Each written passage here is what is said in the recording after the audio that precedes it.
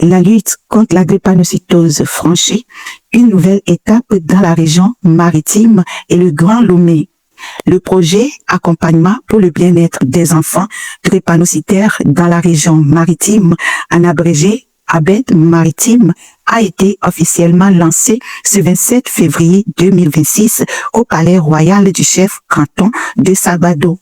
Une initiative portée par ESSET Togo et l'ONG Femmes de Demain avec l'appui financier de la santé navale à travers ESSET France, autorité administrative, responsables sanitaires, représentants des ministères de l'Éducation, de la Santé, leaders communautaires et partenaires techniques ont répondu présents à cette rencontre dédiée à la santé des enfants.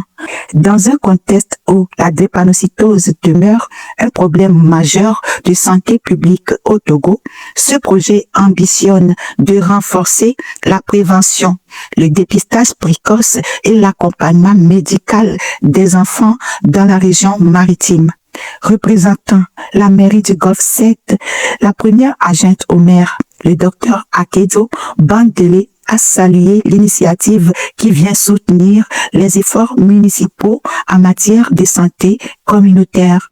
Le lancement officiel a été marqué par l'intervention du Centre national de recherche et de soins aux drépanocytaires. Selon le docteur Akwasi Raymond, le dépistage systématique demeure une exigence pour réduire les complications liées à la maladie.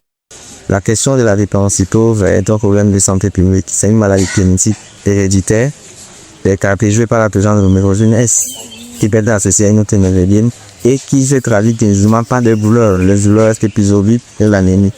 La maladie a plusieurs complications. Le seul moyen aujourd'hui pour lutter efficacement contre cette maladie, ça doit passer par la sensibilisation et le dépistage de masse, afin de dépister les sujets porteurs sains et d'éviter des unions à risque, afin d'éviter des nouvelles naissances de bébés de carencitaires. Et par la même occasion, dépister les enfants des carencitaires afin de les accompagner et de mieux vivre avec la maladie. Pour finir, je voudrais dire un seul mot, le dépistage. À travers l'électrophorèse de l'hémoglobine, que le seul moyen aujourd'hui de savoir si on porte le gène et de savoir avec qui marcher. D'une durée de 6 mois, de février à juillet 2026, le projet prévoit une série d'actions.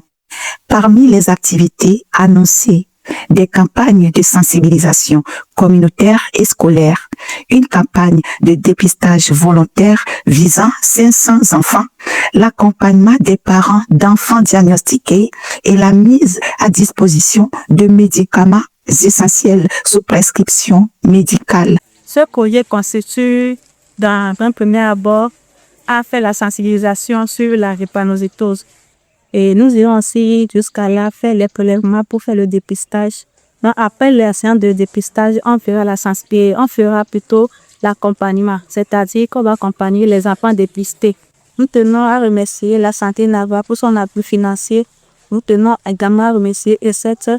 À travers cette initiative, les organisations partenaires entendent améliorer durablement la qualité de vie des enfants drépanocytaires et renforcer la prévention au sein des communautés. Le projet ABED Maritime marque ainsi un pas important vers une meilleure prise en charge de la drépanocytose dans la région maritime. Un engagement collectif en faveur de la santé et du bien-être des enfants.